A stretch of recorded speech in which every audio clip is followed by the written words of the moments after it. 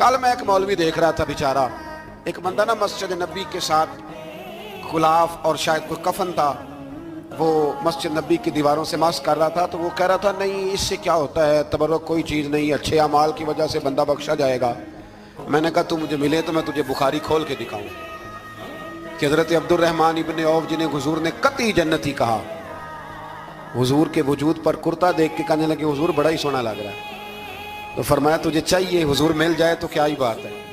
नबी पाक ने अता किया तो सहाबा कहने लगे अब्दुर्रहमान आपको तो ज़रूरत नहीं थी, आपके पास तो बड़े लिबास हैं, तो ये कुर्ता हुजूर ने कबूल कर लिया, कोई लेके आया और आपने मांग लिया। तो वो रो पड़े, कहने लगे पहनने के लिए नहीं मांगा, ये हुजूर के जिस्म से लग गया है, मैंने कफन बनाने के लिए मांगा है।